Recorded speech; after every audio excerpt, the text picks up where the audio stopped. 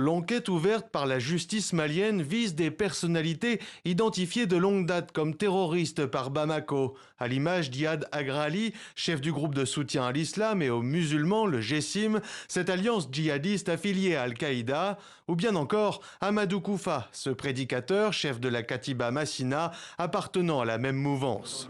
D'après le procureur général, l'exploitation de renseignements a révélé des faits d'une extrême gravité. Quand on pose un acte, il faut avoir une base légale. Il faut avoir des mobiles. Les mobiles, c'est quoi? D'avoir l'intention d'aller attaquer. On a des morts sur le terrain. On a notre population civile qui sont touchées. Et des militaires aussi, les cibles des militaires aussi, la même chose. Et ça veut dire que les trois éléments, et l'enquête va se tourner autour de ces trois éléments pour asseoir ces infractions-là.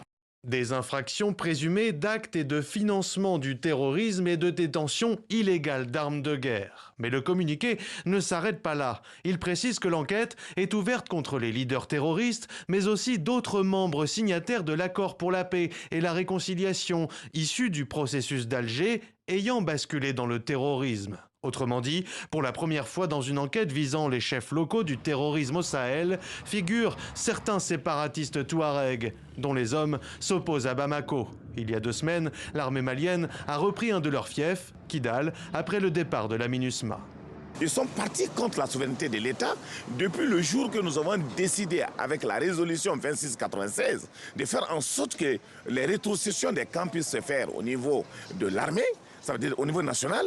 Ils n'ont pas accepté. Ils sont partis contre l'intérêt supérieur de la nation. Alors que la tension s'accroît dans le nord du Mali, l'accord d'Alger de 2015 paraît plus que jamais menacé.